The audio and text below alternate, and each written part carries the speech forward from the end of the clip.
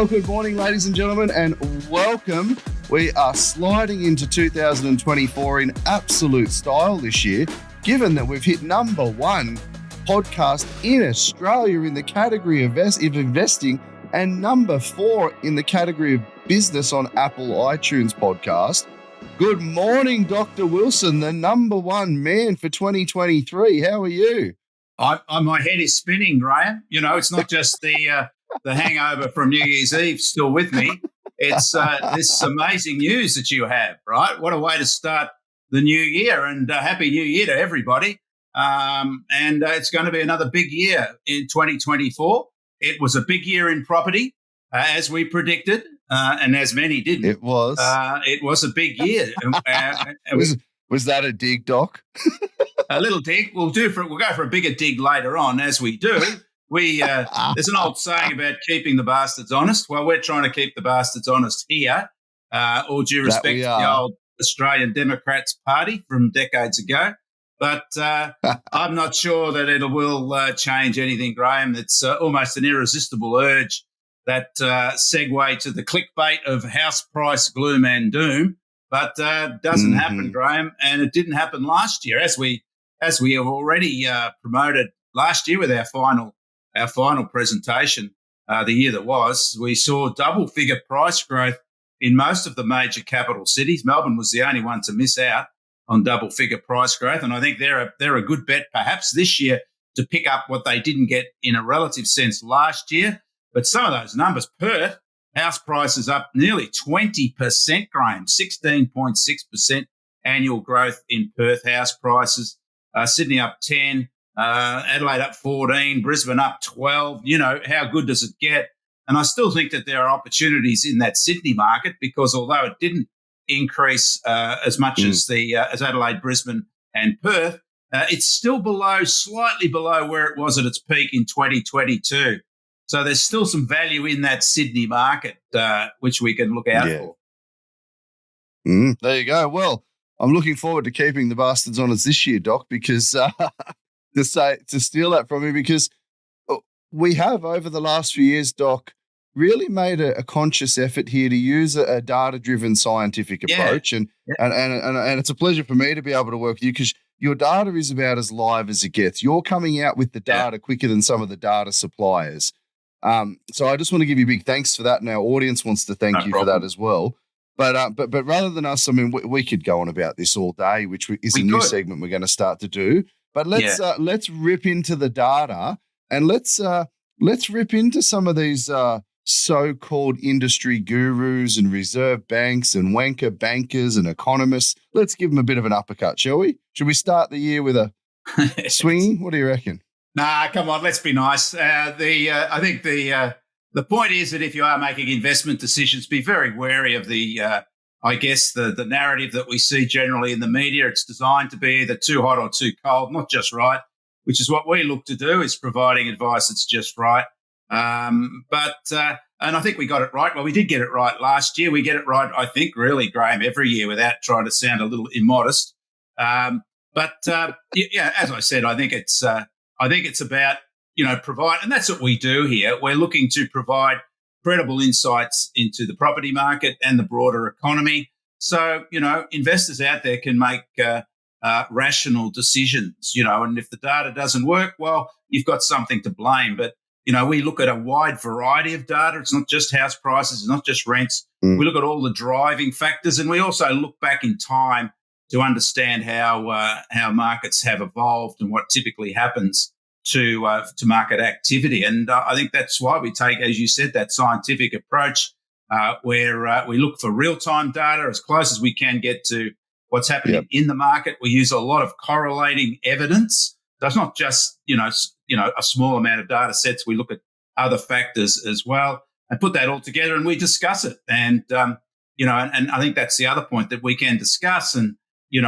provide a credible narrative and commentary on the housing market going forward. And as I said, good news that we're getting it right. And maybe that's the point, that people do recognise that we have, a good track record in terms of what we do say. But I tell you what, Graeme, we're going to hit the ground running this year with, even though the ABS. Okay. Well, here we go. Get ready. Hang on to your hat. But even though the ABS only started back yesterday, right? So, which was Tuesday. So we've had some data come through, which we'll look at. And it's very interesting, the data that has been produced, because it is starting to show some signs of maybe a change in the trend to some of those key indicators for the housing market. We'll discuss that. But also, My Housing Market has released the December rent report. I'm sorry, but there's not a lot of good news here for tenants. No, not, sadly not. So we'll discuss that. So if you're ready, if you're all enthused about 2024, you've had your break, you're looking like $1 million, but we want to start producing $1 million here, there, and everywhere for those out there thinking of engaged in property investment. So are you ready to go, Graeme? Ready to rock and roll, Doc. And hey, if we get it wrong this year, which we won't, we can just do what the Reserve Bank didn't blame the staff. That's right. Yeah, well, yeah, I guess we've set the scene. We're coming in hot. We're coming in number one in the country. So let's maintain our position on the podium, shall we? Let's give some value to everyone out there for free. And just an update, Graeme, we're going to have some really exciting reports that will be available to our listener group. We're going to look at some particular markets which we will produce housing market reports on. We're talking about the Gold Coast, Melbourne inner city, the type of markets where investors gravitate towards. So hang on to your hat again and watch out for those reports that will be coming through and available through Infinity and My Housing Market to our listening audience. So let's start off with the latest rent report. This is the My Housing Market rent report for December. These are two factors which I guess every tenant is chilled at looking at and absorbing, but high rents, and we know we've already got high rents. Well, they're still rising, Graeme. And low vacancies, we know we've got low vacancies, they're still falling. And that's the way we've ended 2023. So 2023 has ended, I guess, the way it started, with no real relief for tenants in sight, despite the fact that the November rent report just showed a little bit of easing in vacancy rates. Unfortunately, that trend hasn't continued, and it's a tough ask for tenants out there to secure a property, and it's even tougher for them, the prospect of higher rents continuing. So the year ended with more rent increases and fewer vacancies. Predictably, those capital city rental markets have continued to report higher rents and fewer vacancies over December and ending 2023 with more bad news for tenants. And this is the latest data, Graeme. You can see that every capital city, with the exception of Sydney and Darwin, recorded higher rents over December compared to November. Canberra was flat, but not good news there. Sydney was down 1.7%, but that followed a sharp increase over November. So there's just some settling there of the Sydney rent. But Sydney's median rent remains capital city high, clearly at $760 a week. That's a lot of money to be paying for a house to rent in Sydney, Graeme, but we're used to that. Adelaide was the big rise, 4.3% increase for house rents over the month in Adelaide. Perth and Melbourne came in after Adelaide, up each by 3.5%. These are big monthly increases, Graeme. Hobart up 1.8%, Brisbane up 1.7%. And as I mentioned, Sydney and Darwin were down and Canberra was flat. But of course, the sobering data is the annual increase. So this is the increase over the year 2023 compared to 2022. And the big mover there was Perth, which has had a very strong year, not just for house prices, but also for rents, up by 18.2%. That rental market in Perth is certainly red hot at the moment. Melbourne not far behind, up by 18%.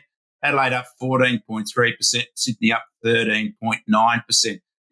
And Brisbane up 8.2%. This unfortunately would send a chill through tenants that are not seeing any relief from these very strong annual increases in rents.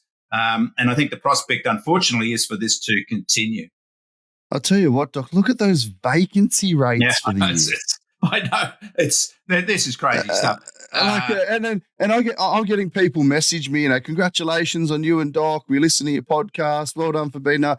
And then they're telling me, do you think it's a bad time to be investing? What if we can't get a tenant? And I'm like, which country are you investing in? Because if it's in Australia, there's a line up out the door. Well, it's interesting you say that, Graeme, because I'm down in Melbourne at the moment, in the Melbourne office.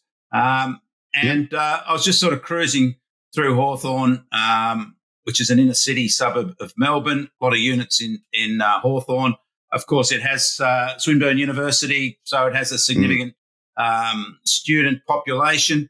Anyway, I think it was the 3rd, which is a week ago, that I was walking down the street next to a big block of newish block of apartments, and there was this crowd of, I reckon, 20, 30 people, seriously. And I thought, gee, what's going on here? Has there been an accident? Is it an auction? I thought, that couldn't be. It's only the 3rd of January. And guess what? It was people queuing up to inspect a rental property on the 3rd of January. A 1 or 2 bedroom unit, I'm assuming. That's right. And these were, nice modernish units, but nothing spectacular. And, these units are right on the train line. As I said, nothing terribly flash, but there was a huge crowd waiting to inspect these units. And this is the 3rd of January. So, that says it all. And Melbourne has been the market, Graeme, which has been the most user-friendly for units. You can see there, we'll see when we look at the unit rents in a minute for Melbourne, but they're well below certainly Sydney. But yes, those vacancy rates for houses, they're crazy, Graeme. Look at that. We're all below 1% with the exception of Canberra, which is at 1%.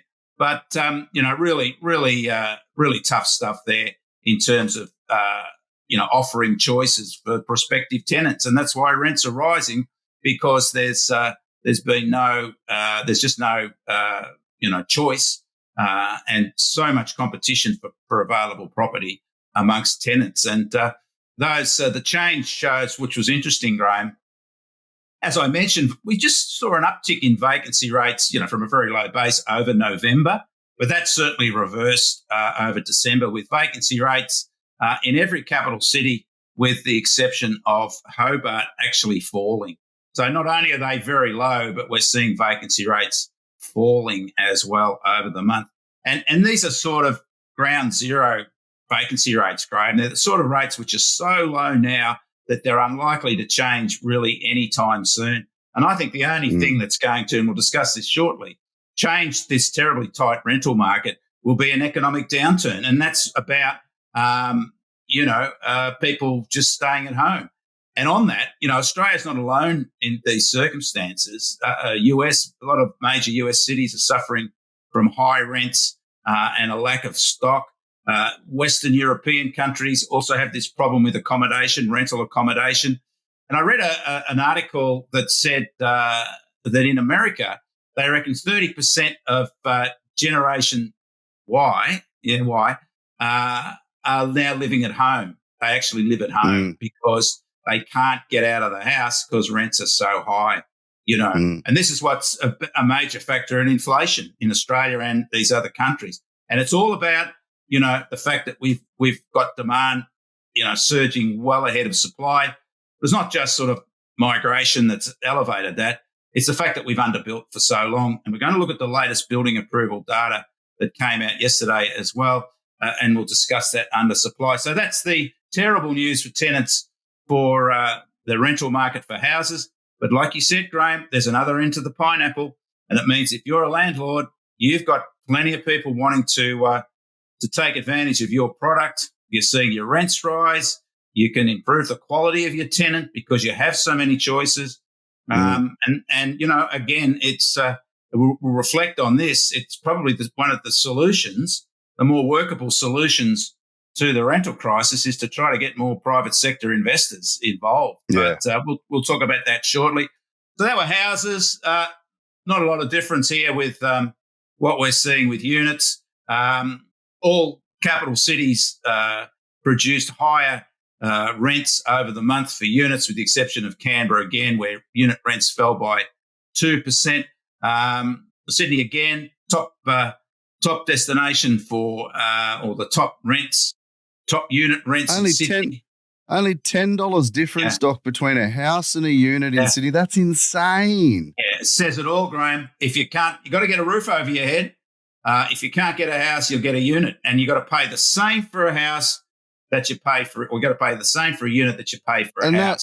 That annual growth there, 25%, Doc, that is actually reflective of, like, that's absurd, but that's reflective of there's not enough houses, so you got to get a unit, and then you got to pay the same amount of rent for a unit as a house.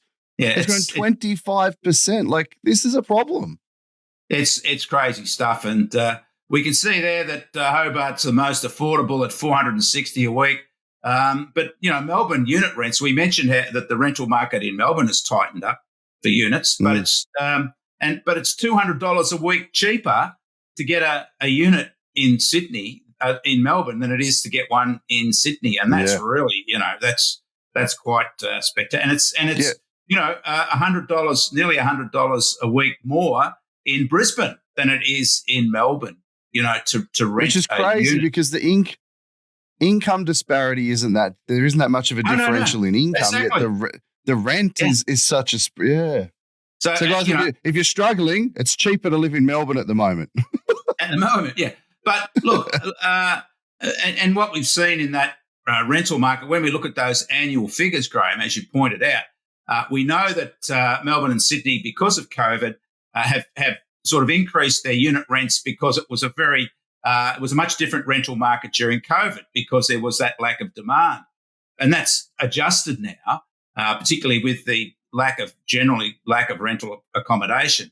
But, Sydney up 25%, Melbourne up 22.2%. But look at Brisbane. They don't have that same issue that Melbourne and Sydney had regarding COVID. Brisbane unit rents have increased by 26%, Graeme, over the past year. Do you know what's interesting about that, Doc? And we've worked together for many years now. I've been helping a lot of clients source properties in Brisbane and that Sunshine Coast, Brisbane, Gold Coast corridor. And we talked about this. If you go back to our first podcast, we kept talking about how Southeast Queensland was undervalued and the yields were much stronger. So you could buy a house or a unit for $600,000 in Queensland, and it rented for $650, $700 a week. Now, not only has the properties grown up there 20, 30%, 15%, the rents have grown 26% in line with the capital growth.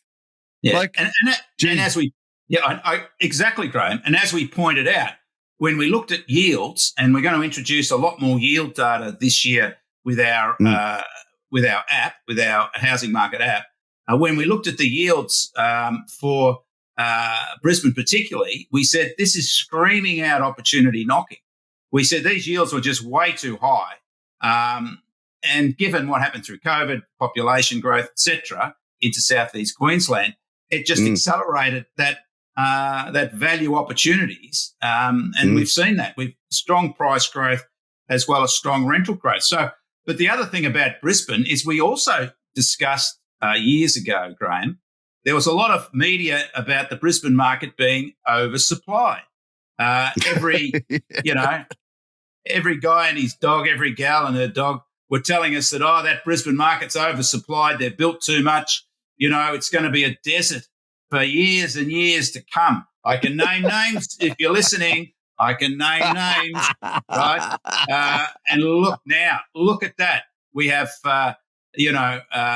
skyrocketing rents in Brisbane and a vacancy rate under 1% for Brisbane units.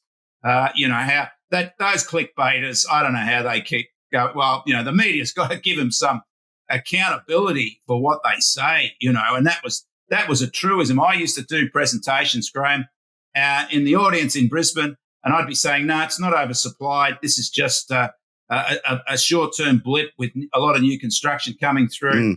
And sure enough, now we have an undersupply, just like everywhere else, of units in Brisbane. And Brisbane really is a CBD unit market anyway, Graeme. It doesn't have really suburban unit markets. And of course, now they're crying out for more units in Brisbane.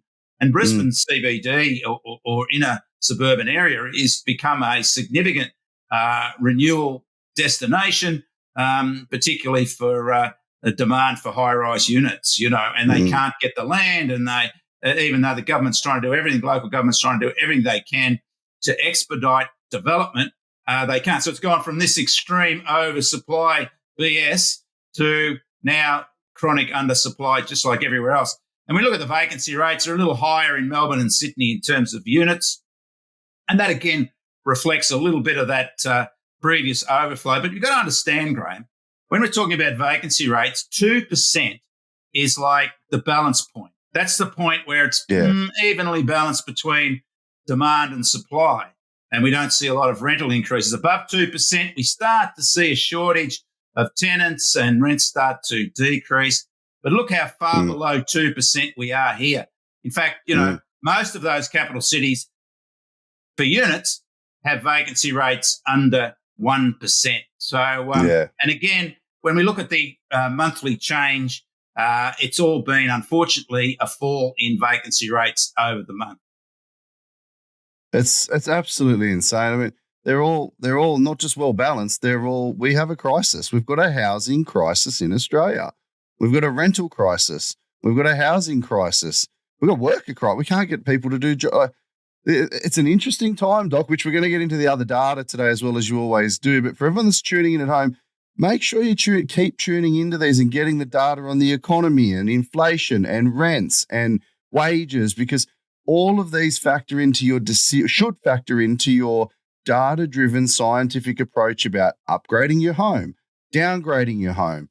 So, sorry, Doc, to jump in, but I just hope people really get the gravity of understanding, okay, if they're below 2, rents should be increasing. That means there's not enough stock in the market. Yeah. And the consistency is here every month, Graeme, with these very low vacancy rates. And as I said, what we're going to see change won't be driven by increased supply, because that's going to take a long, long, long time, if it ever happened, to start to rebalance the market. It's going to be about people making decisions. As I mentioned, in the US, 30% of Gen Y are now staying at home because it's too dear, it's too expensive to rent a property. And Doc, when you think about that, but if they now don't have to fork out in Sydney, I mean, this is the US, right? If you now don't have to fork out $750 for a 2-bedroom unit, and mum and dad let you give them $200 a week to be at home, that's got to be stimulating inflation, because they've now technically got $500 discretionary surplus money a week. That's true. To blow. So they go, I'm eating out every day. I'm buying Gucci shoes with bees on them. That's got to be pushing inflation up if they're staying at home at a subsidised rate. They're then, I mean, unless they're saving for a home, Doc, which we know a lot of people feel like it's so out of reach, I'll just blow all my money, and that's got to hurt the inflationary data. That's right. So it's all swings and roundabouts, isn't it, Graeme? And this is what, as you said, and that it then contributes to higher rates, which, of course, contributes to falling affordability, particularly as for house prices, to buy a house. And the other thing is, it's not just staying with mum and dad. It's that will reduce demand, put downward pressure or upward pressure on vacancy rates. It's also choices.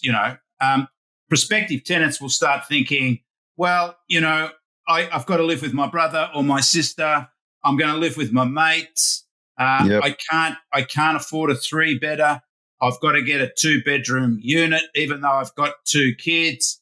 All this sort of stuff. So it's all about changing choices. I've got to move out of Sydney. I've got to move out of Melbourne because I can't afford it.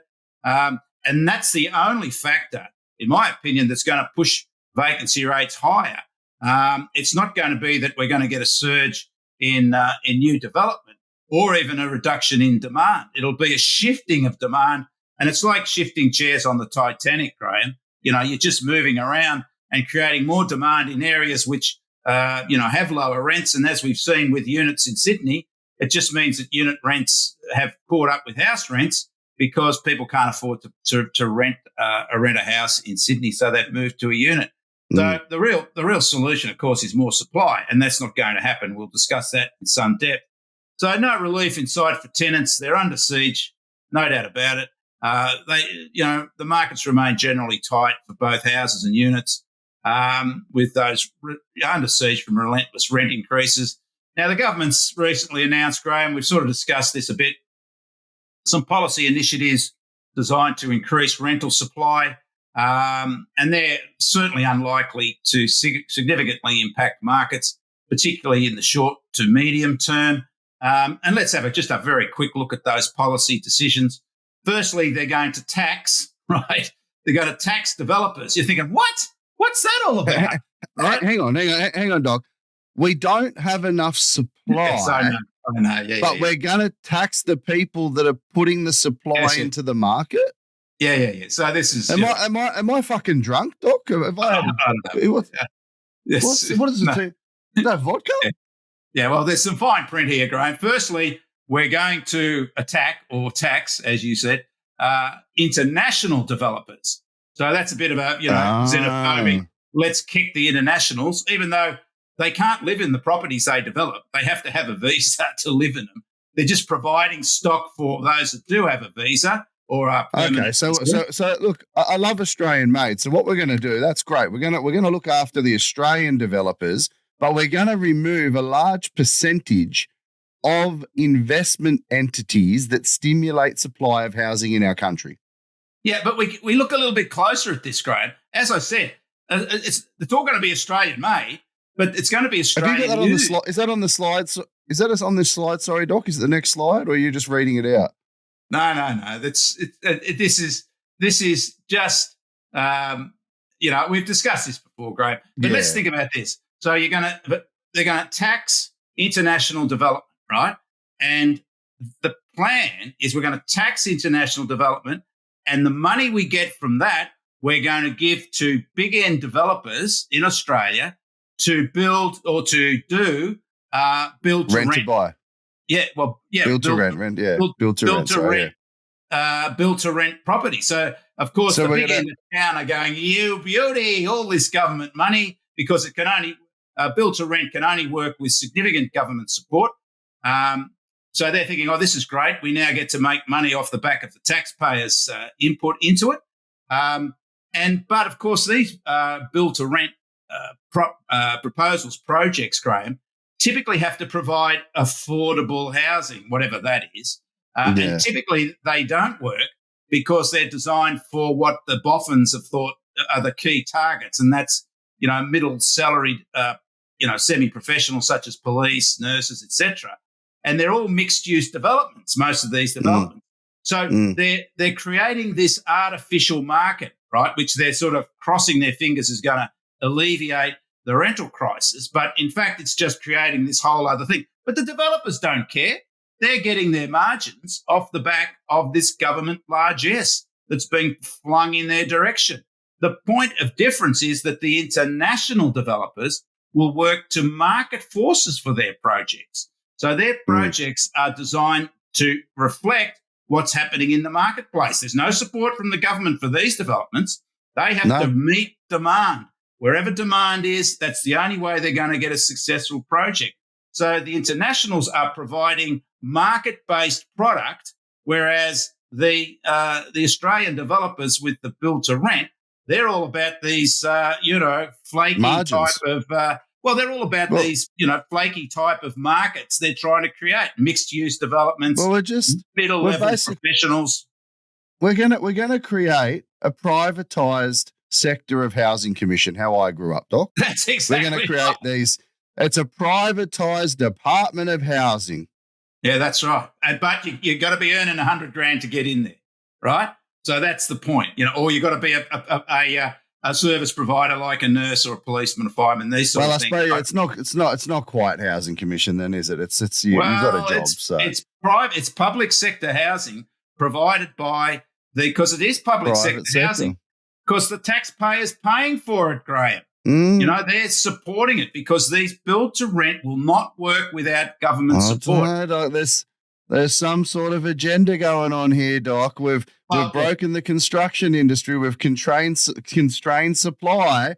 Now we're going to anyway. Look, mate, if you're a developer in Australia, you're thinking, yeah, give me some of this. I want some of that honey, man. This is all good.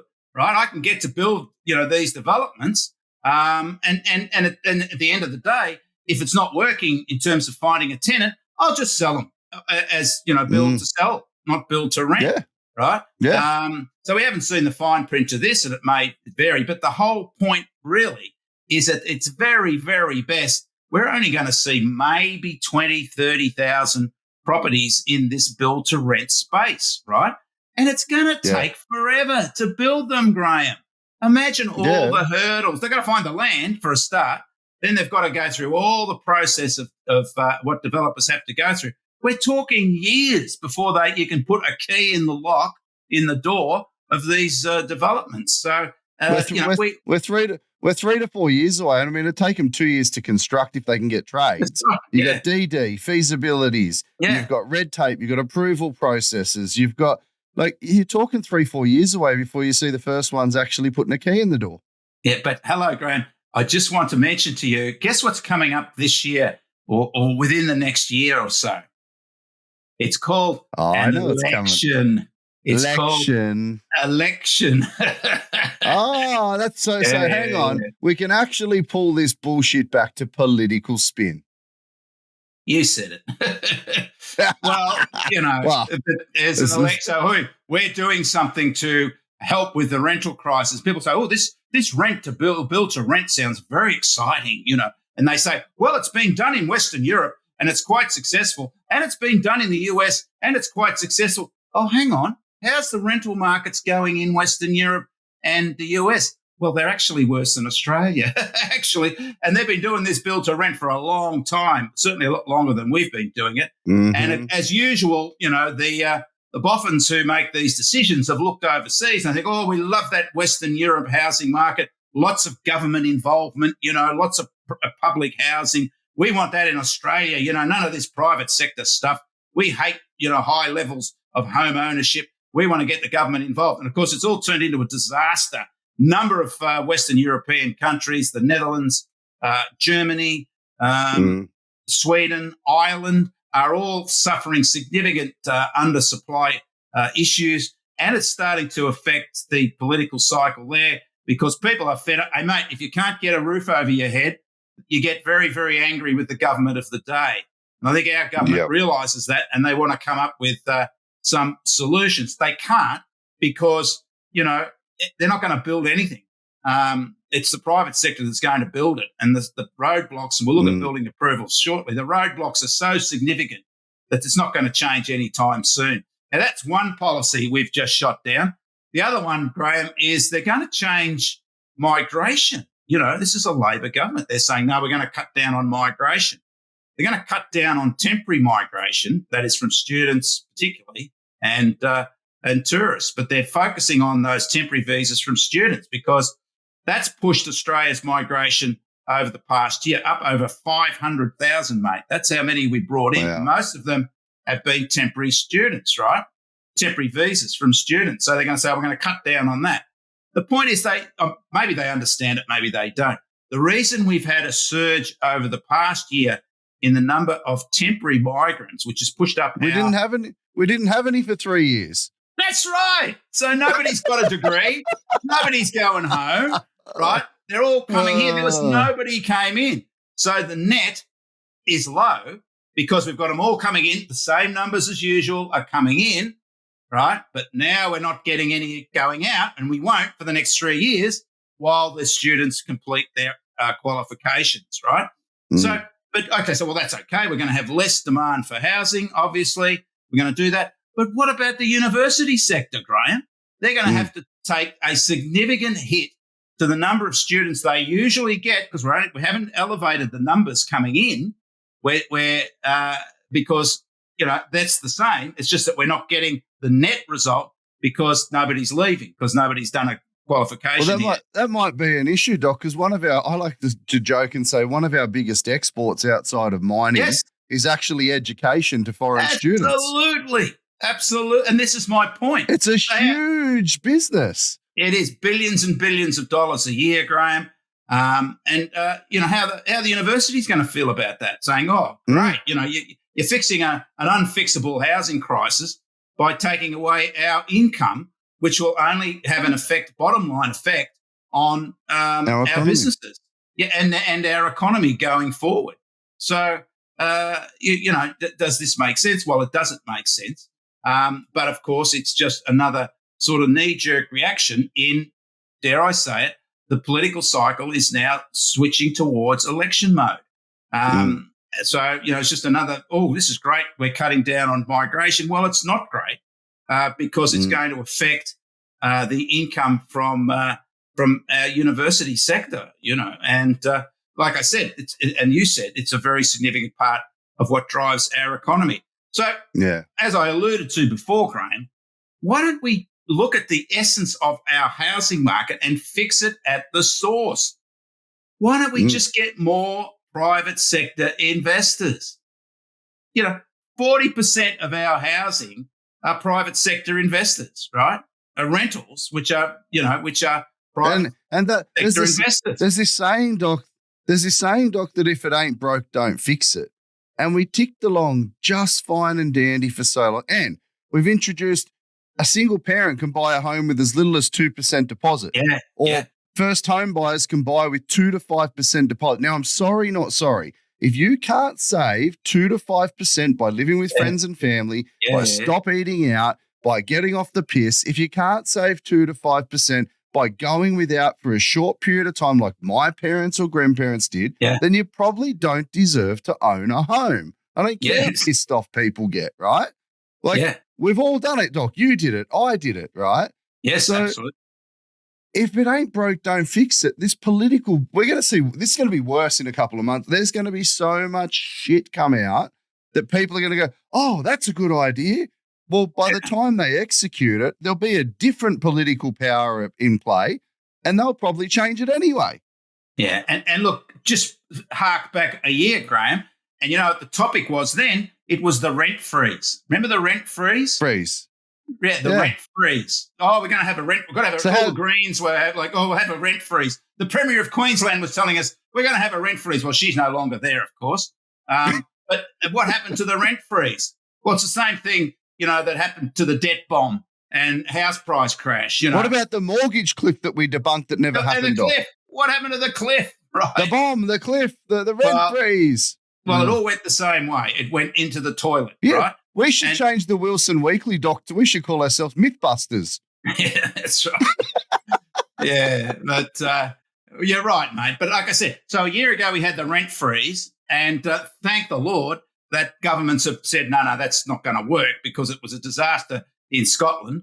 And at least there's some evidence to prove that these things only make it worse for tenants, not better. But it sounded great at the time, and, the Greens, give me a break. But as I said, we've got to start. This is the frustrating point. Is for decades, Graeme, we've kicked the poor old investor from pillar to post. Governments have treated them like the bad bogey people of the housing market. Let's get rid of investors.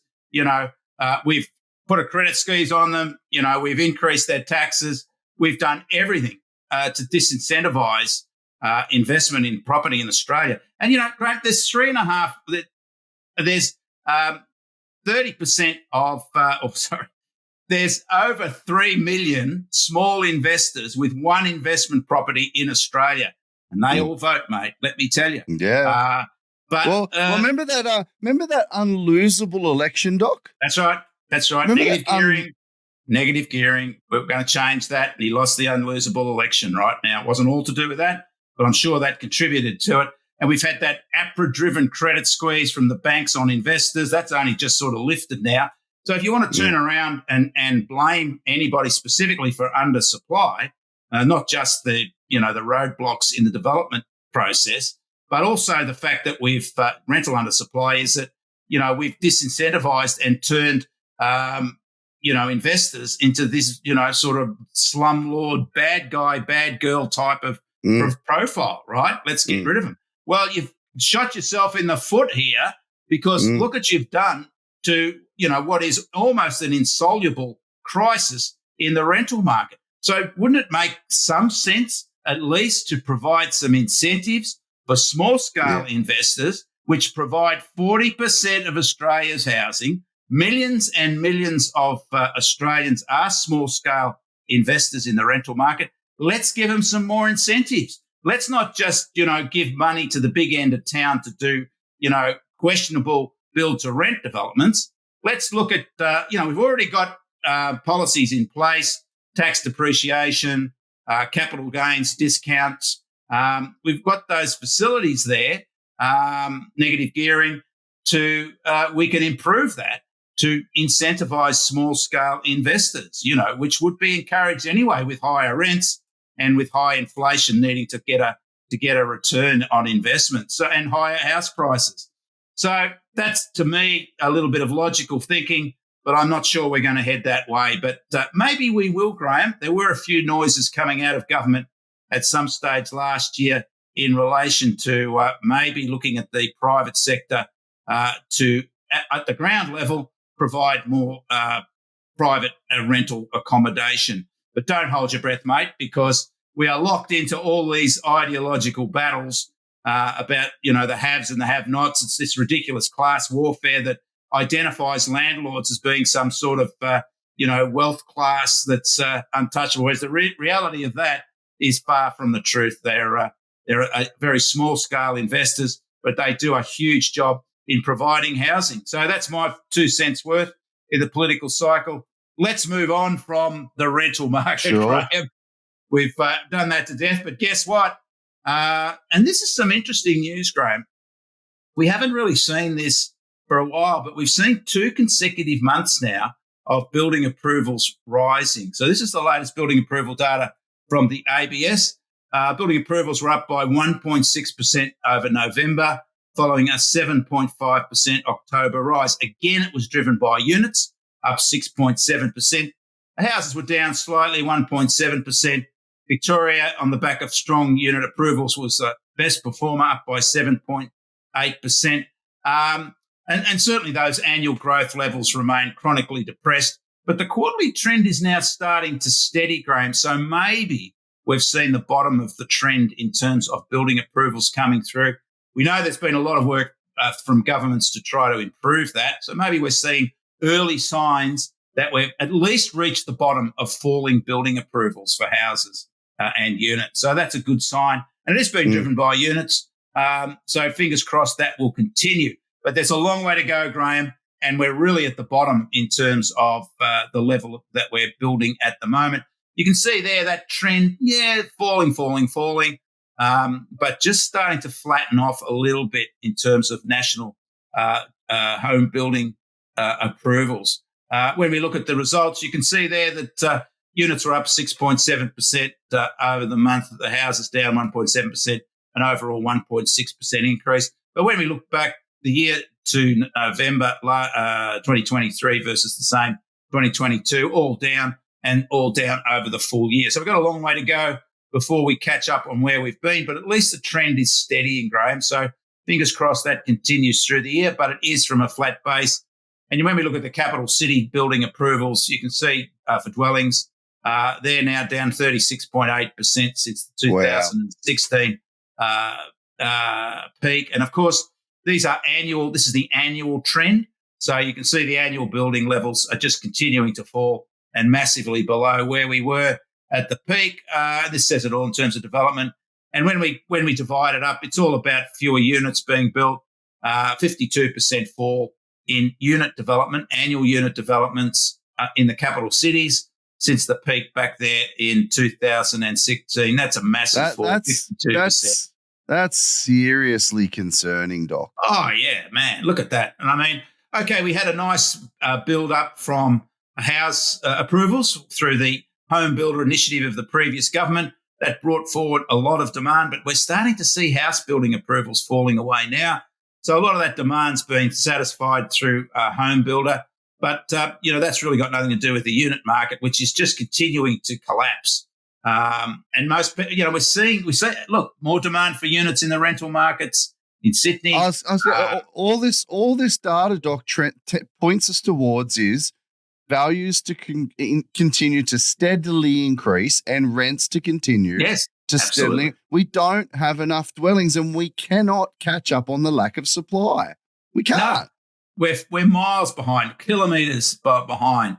light years behind, in terms of where we need to be. And that data says it all. But as I said, Graham, at least the latest data, and I think it's important the latest data, is showing us that maybe the trend has bottomed out, which is good, that we've stopped falling, but we're very, very low regardless. And if we've got a long way to go to catch up to where we were and to find what we need in terms of our undersupply. So we can look there, all capital cities down over the year to November versus the previous year. That's November last year, of course.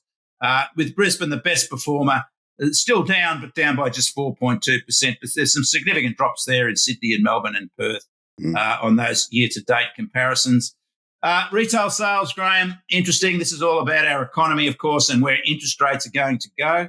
And we predicted this. Again, we said that retail sales would surge over November because of Black Friday sales. There was a lot of chat in October. We're not going to see the same Black Friday this year. We're not going to see the same surge in November. They said that in the US, and they were proven to be completely wrong. We said that. We said that on the basis of what happened in the US, we believe there'd be a big rise in November retail sales.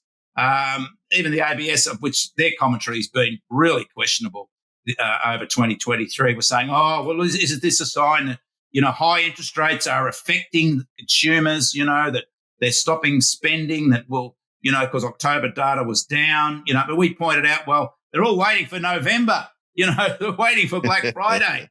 They're doing all that, but it was like, we don't know. Maybe high interest rates are affecting retail sales. The ABS has been telling us that month after month over 2023, and they got it wrong. Because when we look at those retail sales over November, as we predicted, a huge jump in retail sales over the month. 2% rise, Graham. That's the highest increase that we've had for 2 years. That's the highest monthly increase in retail sales for 2 years. And that increase 2 years ago was driven by the COVID handouts, right? So this is a very, very big number. So where's all the crap about high interest rates stopping people spending? Of course, all those that were promoting that have gone absolutely quiet, because they're all hunkering down, hoping that we're going to see, lower inflation and lower interest rates. But people are still spending, Graham, and we've said that they will continue to spend as long as the labour market is as strong as it is. So over the past year, up by 2.2%.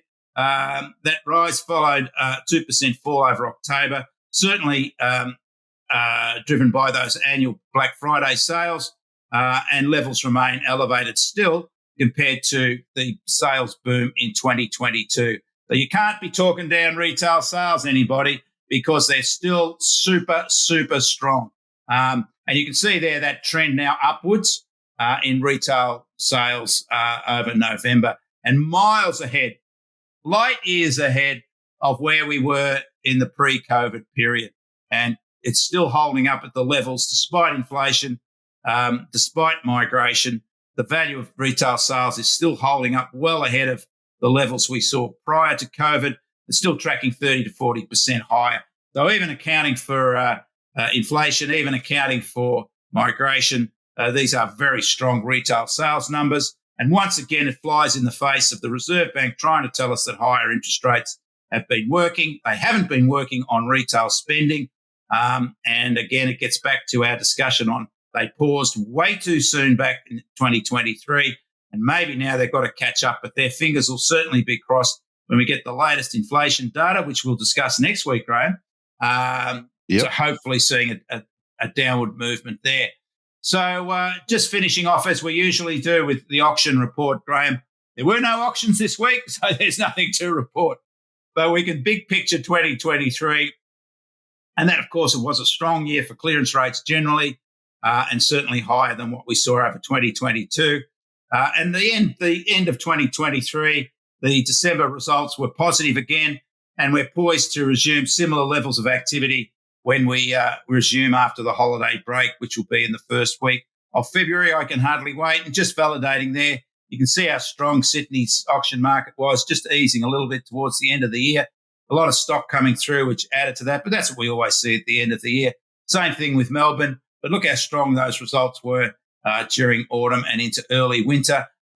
Brisbane, falling away a little bit towards the end of the year, but again, higher stock numbers and that Brisbane auction market, which has its own flavour, reacting. Adelaide was probably the big surprise. It did fall away sharply at the end of the year, but it's had a massive year for the auction market. We just every week 85, 90% clearance rate. And I'd be confident, Doc. I think once we hit late Jan, early Feb, it'll be back 75, 80, 85 again. I think it'll be just gone into holiday mode.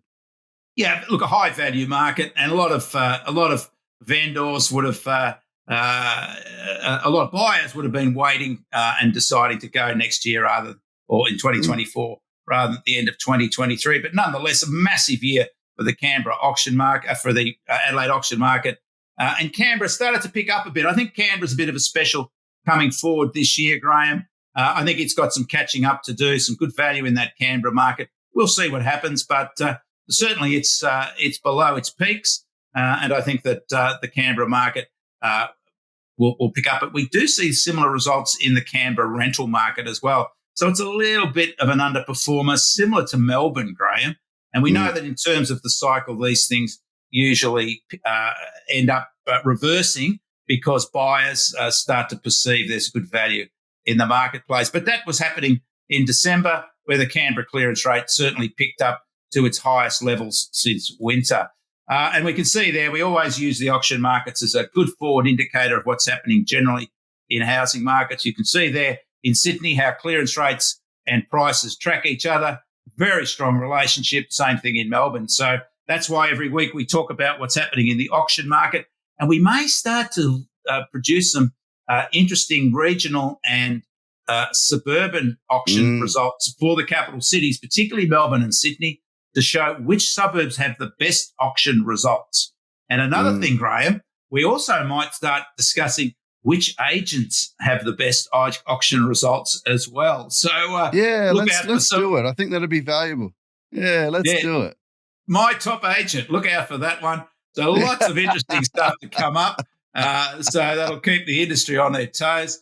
But we'll look at some of those results on like which is the best auction suburb in Melbourne, Sydney, Brisbane, etc., and maybe which is the best agent for auctions in the capital cities as well. So lots of data, and that'll help with our choices, or with our listeners and viewers' choices for their investment decisions. And of course, every Saturday, those auction results are available on the LinkedIn network, my LinkedIn network. Nothing at the moment because there are no auctions at the moment, although there's some big auction weekends coming up on the Gold Coast. Look out for those. But the major capital city markets will not resume until February the 3rd. But look out for those results on Saturday night, and also the regional breakdowns for Sydney and Melbourne, and the national report that comes out Sunday morning. So look out for that. Now, we just finish off with our usual ad. This is the QR code for the My Housing Market Infinity House Price app. Wow, is this great? All the freebies you get here are just amazing. You wouldn't get it anywhere else because, well, they don't have it actually. But this is a cute little app.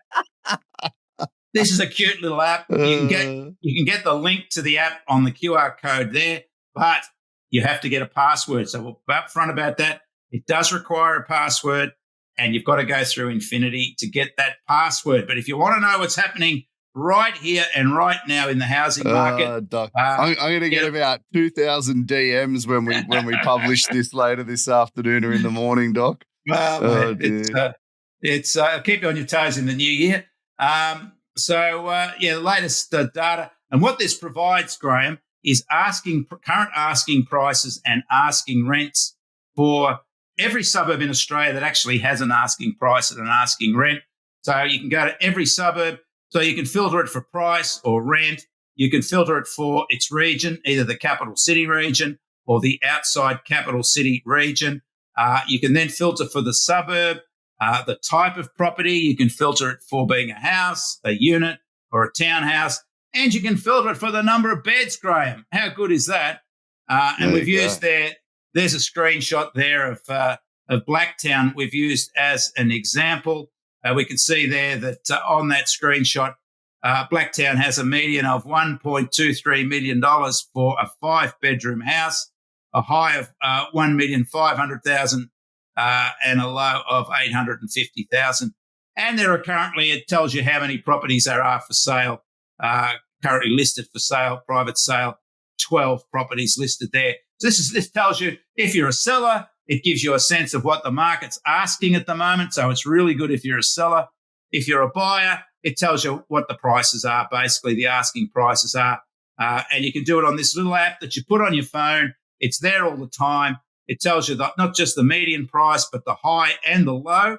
And it also tells you the number of properties that are for sale. And it's exactly the same for the rental market. So if you're a landlord or a tenant, you can find out how active your particular suburban rental market is. Same deal, high rent, low rent, median rent, and the number of properties for lease. Now, hot off the press, Graeme, we are going to be updating the app shortly. I've been saying this for a while, but we are going to start looking more specifically at investor needs, and that means yield. So we're going to have a look at yields, what the suburban yields are. We might filter that for a minimum of 20 properties, just so we're not getting some extreme yields. But we'll also look at, for each capital city, the top 10 yielding suburbs for houses and units on a suburb basis, you know. So, we've got off to a big start this year, Graeme. I think we've identified some interesting new trends. Rental market, same old disaster, I guess. Building approvals just looking a little bit like they might have been finding the bottom. And not good news for inflation was those very strong retail sales. Fingers crossed, it doesn't mean higher interest rates, but we will get a good clue as to what's happening generally with inflation next week when we look at the latest inflation data. And we're also going to look at the latest building costs, Graeme. So let's see what house building costs have been doing.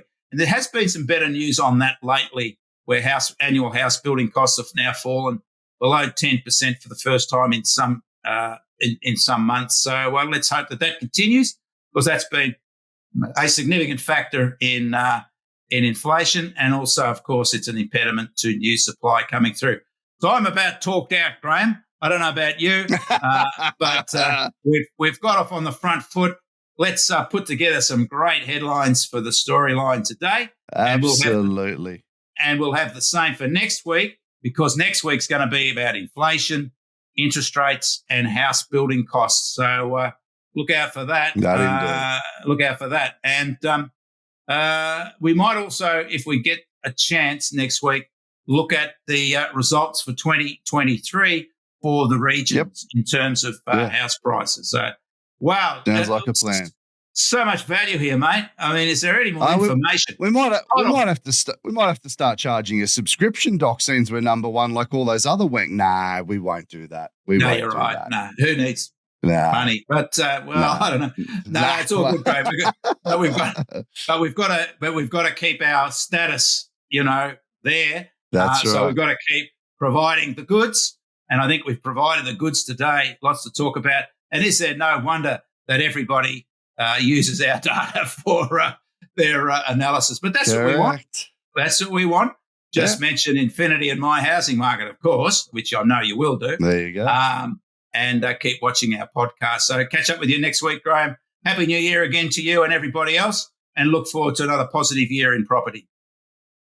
You also, Doc. Thank you as always for your expertise and banter. And ladies and gentlemen, make sure you tune in next week. Another big week, a lot of invaluable data. See you next week, guys. Thank you, Doc. Thank you, Graeme. Thank you.